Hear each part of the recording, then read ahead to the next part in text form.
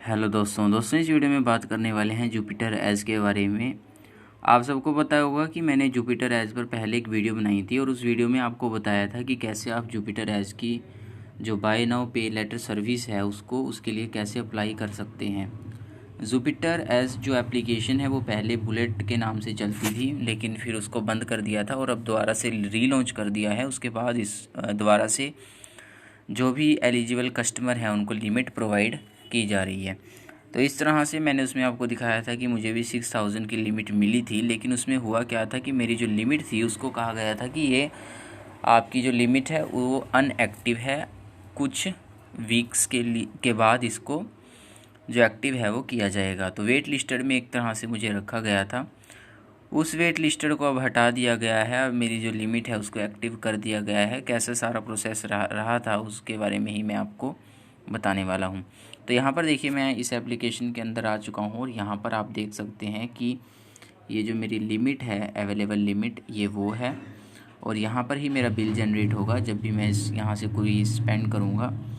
और जो इसका बिल है वो हर जो 20 तारीख को और हर महीने की 5 तारीख को 15 दिन का इसमें समय दिया जाता है। 15 दिन के बाद इसका जो बिल है वो जनरेट होता है और ये आपको 20 तारीख को और 5 तारीख को भरना रहता है। तो ये इसका बिल रहता है।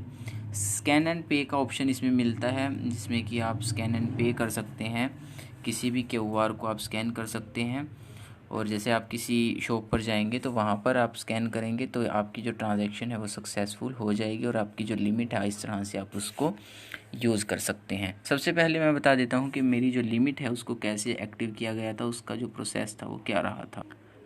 तो इसके लिए देखिए, मैंने कुछ स्क्रीनशॉट्स पहले ही ले लिए थे जब ये मेरी लिमिट को एक्टिव किया जा रहा था।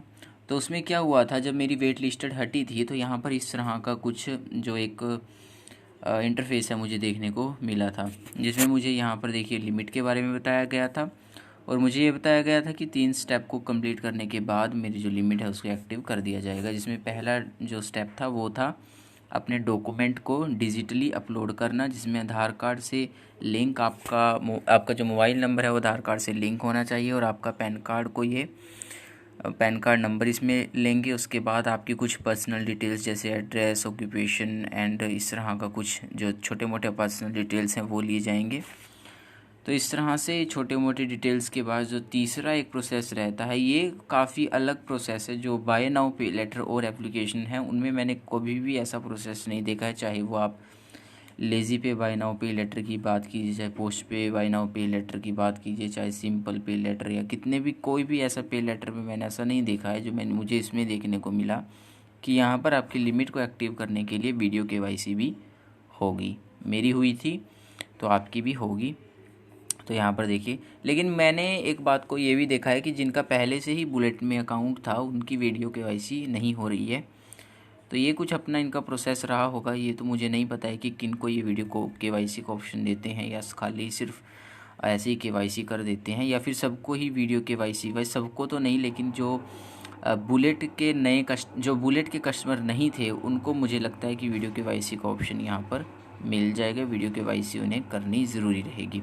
इसके बाद मेरी वीडियो केवाईसी हुई थी। वीडियो केवाईसी में जर्नल क्वेश्चन पूछे गए थे, जैसे मेरा नाम क्या है, डेट ऑफ बर्थ और एड्रेस पूछा गया था। इस तरह के नॉर्मल क्वेश्चंस के बाद मेरी जो लिमिट है उसको एक्टिव कर दिया गया था। इसके बाद कुछ ऐसा इंटरफेस आया था जिसमें मुझे बताया गया था तीनों स्टेप कंप्लीट करने के बाद कि देखिए यहाँ पर लिखा हुआ कि great going champ, you have complete all steps. मैंने सारे स्टेप्स को कंप्लीट कर लिया है। उन्होंने फिर मेरा रिकॉर्ड चेक किया। रिकॉर्ड चेक करने के बाद भी ऐसा नहीं है कि 3 स्टेप्स कंप्लीट करने के बाद एकदम से आपकी लिमिट एक्टिव कर दी जाएगी। उसके बाद भी आपको 24 to 48 आवर्स तक का वेट करना रहेगा। उसके बाद एक नोटिफिकेशन आपके पास आएगा। नोटिफिकेशन आपको एप्लीकेशन में ही ऊपर शो हो जाएगा और इसके बाद आपकी जो लिमिट है उसको अनलॉक कर दिया जाएगा। तो ये सारा प्रोसेस रहा था मेरी जो लिमिट को एक्टिव करने के लिए। काफ़ी लॉन्ग प्रोसेस मुझे लगा, क्योंकि जो बाय नाउ पे लेटर है उसमें ऐसे प्रोसेस मैंने पहले कभी नहीं देखे हैं जिसमें मुझे देखने को मिले। लेकिन ठीक है, अगर ये आपको एक लिमिट अच्छी प्रोवाइड कर देते हैं तो फिर ये प्रोसेस भी कोई ज़्यादा लॉन्ग नहीं लगेंगे आपको। अब देखिए, चलिए हम इस जो इन्होंने हमें लिमिट दी है उसको देखते हैं यूज़ करके। जैसे मैंने भारत पे कि मैं QR को इसको स्कैन करके आपको दिखाता हूँ अगर जिस तरह से भी ये होगा। तो मैं यहाँ पर आ चुका हूँ एप्लीकेशन के अंदर। यहाँ पर स्कैन एंड पे नाउ के ऑप्शन पर मुझे जो क्लिक है वो कर देना है और मैं जो भारत पे का QR होगा उसको स्कैन करने की कोशिश यहाँ पर करता हूँ। तो देखते हैं इसको करता है नहीं। यहाँ पर इसने इसको स्कैन कर लिया है। यहाँ पर लिमिट लिखनी है जितनी भी, जैसे चलिए हम 6000 ही लिख देते हैं। आप कंफर्म करेंगे। कंफर्म करने के बाद जो भी परमिशन वगैरह है उसको अलाउ करेंगे। इसके बाद आपकी जो वेरिफिकेशन है उसको ऑथेंटिकेट करेंगे। यहाँ पर जो पेमेंट है वो फेल्ड हो चुकी है।